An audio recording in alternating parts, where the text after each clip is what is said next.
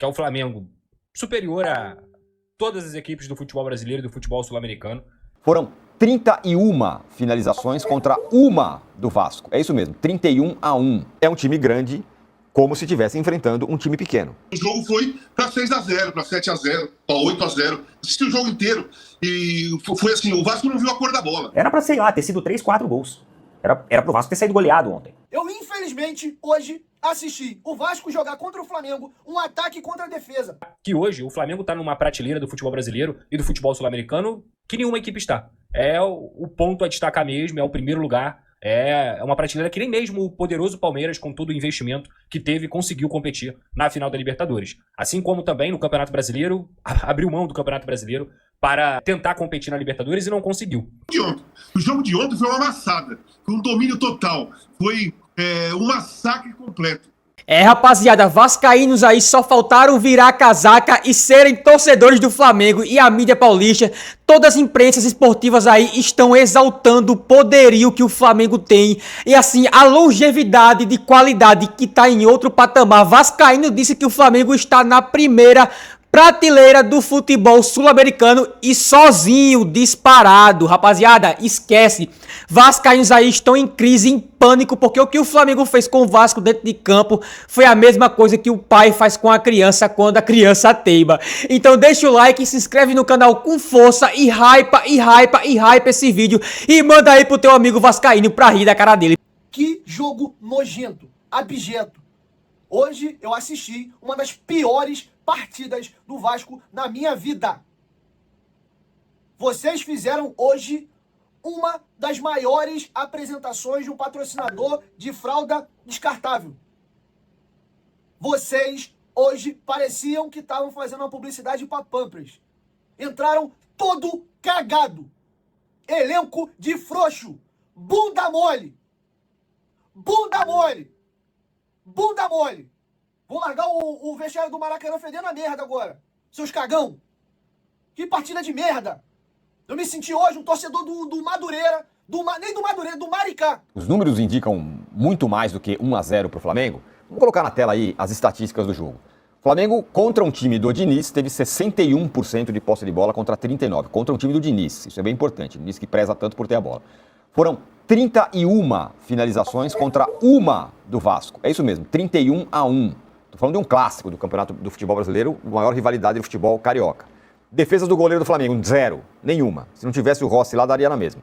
Defesas do goleiro do Vasco, Léo Jardim, 10, o melhor em campo. Escanteios, 12 para o Flamengo, 0 para o Vasco. Faltas, 15 faltas cometidas pelo Flamengo, 10 pelo Vasco. Passes, 603 contra 402. Desarmes, 19 contra 17.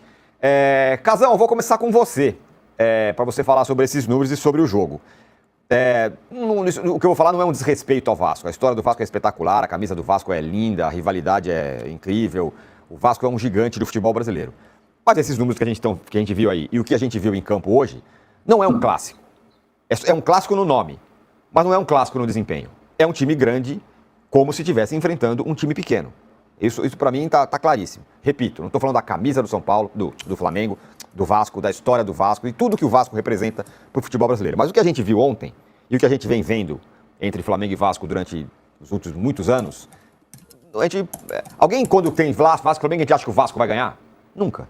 Se você tirar aquele 1 do placar e colocar 6, não mudaria nada, porque o jogo foi para 6-0, para 7-0, para 8-0. Assisti o jogo inteiro e foi assim, o Vasco não viu a cor da bola. O Flamengo assim, foi uma surpresa a parte física do Flamengo, a parte da intensidade do jogo do Flamengo, a parte da dinâmica que ele colocou no jogo. Mas o domínio técnico, assim, é absurdo. A diferença de Vasco para o Flamengo hoje em dia é enorme. Nós não estamos comentando história, né? Nós não estamos aqui sentados 8h30 da manhã para discutir a história do Vasco e a história do Flamengo. Não, nós estamos falando do jogo de ontem. O jogo de ontem foi uma amassada, foi um domínio total, foi um massacre completo. Toques, o Vasco ficou na roda, depois que o jogador foi expulso, então aí não teve mais jogo. Não teve jogo. Assim, no meio do futebol, quando acontece uma partida como essa, a gente comenta assim, né? Jogador, assim, pô, não teve jogo ontem. Os caras dominaram o adversário todinho. Pô, o Vasco não viu a cor da bola. Tem diversas frases do futebol que você pode colocar nesse jogo. Só foi ataque contra defesa, só um time jogou, sabe? Se você tirasse o goleiro do Flamengo, não ia fazer diferença nenhuma, já que não foi nenhuma bola no gol. Então, assim, eu fiquei surpreso positivamente, né? Em tudo que eu vi do Flamengo ontem. A influência superior ao Vasco, é muito superior ao Vasco, muito. Mas o Vasco já vinha jogando com esse time. Então, a expectativa é que o ritmo de jogo que o Vasco deveria ter apresentado ontem deveria ser maior do que o do Flamengo, e nessa parte seria um pouco mais equilibrado, mas não foi. O Flamengo, assim, deitou e rolou. E naquela enquete que você falou, que é a enquete do programa, eu acho o seguinte: a grande maioria dos times do futebol brasileiro hoje, a diferença aumentou, a diferença do Flamengo para eles aumentou muito de 25 para 26. Vai ser, eu acho que a cada ano essa diferença vai ficar maior, porque o Flamengo consegue manter seus jogadores, ficou com o mesmo treinador, que é ótimo, jovem, pensamento moderno, visão de futebol incrível, consegue colocar em prática, faz com que seus jogadores coloquem em prática aquilo que ele pensa de futebol. E é um futebol agradável, é gostoso ver o Flamengo jogar. Foi um jogo, hein? Foi um jogo. Que nem você falou, o Arnaldo falou antes. Foi um jogo. Que é o Flamengo superior a todas as equipes do futebol brasileiro e do futebol sul-americano. É um Flamengo que, mesmo titular, reserva, mesclado, é bem superior ao Vasco da Gama. E bem superior, como eu disse, a todos os times do Brasil. Isso não é uma particularidade do Vasco. Não à toa, a gente está falando de um time que é campeão brasileiro e campeão da Libertadores. O Flamengo é o time que tem no elenco de 15 a 20 jogadores selecionáveis. E isso não tem discussão, gente. Não tem discussão. Isso é uma coisa que, novamente, tem que ser reconhecida. Se o Vasco hoje teve muita dificuldade dentro da partida, principalmente na saída de bola, isso tem muito a ver com a forma com que o Flamengo marca sem a bola, com a forma também que o Fernando Diniz acaba sendo lido pelo Felipe Luiz. Porque são caras que se conhecem há muito tempo, que se enfrentam há muito tempo. O Felipe ainda como jogador, mas enfrentou o Fluminense do Fernando Diniz diversas vezes. E como treinador também, já enfrentou o Fernando Diniz algumas vezes. E nesse sentido, a gente sabe que o Felipe Luiz ele não só tem mais material humano nas mãos, como o Felipe Luiz também hoje é um treinador mais completo, digamos assim, do que o Fernando Diniz. Pelo que ele se adapta dentro da partida e pelo que ele também enxerga do futebol. Então, isso tudo é muito óbvio. A gente vai falar sobre a atuação terrível do Vasco da Gama, uma equipe bagunçada, com uma postura também não condizente com o que necessitava um clássico diante do Flamengo, com o Vasco que voltou antes do Flamengo e teoricamente tinha que estar com mais ritmo também. Ao mesmo tempo a gente viu um Flamengo melhor preparado fisicamente, com mais fôlego e sabedor também do que deveria fazer. Repito, é muito importante destacar que hoje o Flamengo está numa prateleira do futebol brasileiro e do futebol sul-americano que nenhuma equipe está. É o ponto a destacar mesmo, é o primeiro lugar, é uma prateleira que nem mesmo o poderoso Palmeiras, com todo o investimento que teve, conseguiu competir na final da Libertadores. Assim como também o Campeonato Brasileiro, abriu mão do Campeonato Brasileiro para tentar competir na Libertadores e não conseguiu. Falando desse jogo de ontem, hein, Mauro César Pereira? Que massacre do Flamengo no Vasco da Gama. E aí, é o que eu falo, me deu até pena de verdade do Léo Jardim. Porque foi uma das maiores atuações que eu já vi de um goleiro, cara. É claro que não foi num jogo super decisivo, é claro que não foi numa final, uma defesa que garantiu um título, mas o Léo Jardim, ele fez pelo menos umas 6 defesaças. Cabeçada queima-roupa, chute a queima-roupa. Ele só levou o gol, que foi impossível defender, porque teve desvio, bateu na trave e entrou. Agora, Mauro, tem um abismo hoje, né? A gente sempre fala isso, entre o Flamengo e o Vasco. São 3 anos sem vencer o Flamengo, sem o Flamengo perder do Vasco. O Flamengo massacrou, recentemente teve uma vitória de 6 do Flamengo, e ontem poderia ter sido de novo se não fosse o Léo Jardim. Porque pelas chances criadas e as defesas do Léo Jardim, Mauro, o Flamengo poderia ter feito 7, 8 gols. E aí eu vejo algumas pessoas, expulsão, mudou o jogo. Gente, o Léo Jardim já feito 4 defesadas já no primeiro tempo. A expulsão foi justa. Tem gente que tá querendo achar uma forma de criticar a expulsão. O cara pisa na panturrilha do Carrascal, o Barros, fora do lance. Não dá, né, Mauro, pra questionar alguma coisa dessa vitória. Foi até, eu não vou dizer humilhante, porque o placar foi 1-0, mas foi um massacre do Flamengo. É muito constrangedor alguém ficar tentando discutir a arbitragem num jogo desse, né? Aliás, o Barros foi muito tolo, né? Porque se ele quisesse parar a jogada, dava um totozinho ali no Carrascal, né? Ele faria falta. Ele foi na panturrilha. O juiz estava do lado, o árbitro ali. Pô, acabou tomando um cartão desnecessário, com 5 minutos de jogo. Acho que a bronca tem que ser com o jogador do Vasco, né? A bronca do Vasco. O Vasco foi totalmente dominado, uma atuação péssima. Muito ruim. E o Flamengo se impôs de forma avassaladora, né? Vocês assistiram o jogo de Flamengo e Vasco ontem? Vocês assistiram um jogo em que o Flamengo deu mais de 30 finalizações contra o Vasco? Vocês assistiram um jogo em que o Flamengo, mesmo sem alguns dos seus principais jogadores, como o Arrascaeta, o próprio Jorginho, mesmo sem esses jogadores, o Flamengo deixou o Vasco praticamente o jogo inteiro nas cordas? Fez o Vasco pedir arrego? Vocês assistiram esse jogo ontem? Um jogo onde tinha um futebol disperso no campo? Utilizava o lado esquerdo, utilizava o lado direito, utilizava o centro do campo, triangulava, fazia 1-2, movimento facão, diagonal, parede, contra-ataque, construção, marcação. Em alguns momentos marcação-pressão, em alguns momentos subia a linha, mantinha domínio no campo do adversário. O que tinha esse jogo ontem? Repertório. O jogo de ontem do Flamengo contra o Vasco tinha repertório por parte do Flamengo. Repertório. Há quanto tempo a gente não sabe o que é repertório? Há quanto tempo que você não vê o Palmeiras, sabe, encurralando o adversário, tendo 80 e poucos % do domínio de bola, sei lá, 70 e poucos, 80 e poucos, dando mais de 30 chutes ao gol, dinamicamente utilizando todos os espaços do campo? Há quanto tempo que vocês não veem isso no Palmeiras? Há quanto tempo que a gente não fala disso no Palmeiras? E aí vai ter aqueles que vão falar assim, o Flamengo ganhou de 1-0. São os resultadistas. É o cara que olha pelo resultado. Ele olha pelo resultado para confortar uma vitória magra ou uma atuação muito ruim.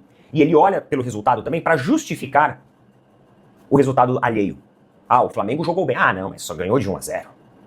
É o resultadista.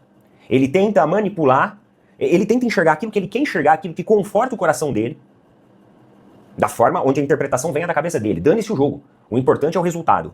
É isso que para ele funciona. O Flamengo mostrou repertório ontem. Mesmo sendo o primeiro jogo com a equipe titular, vamos dizer assim, né, que tinha jogadores reservas mesclados ali, mas equipe profissional em campo.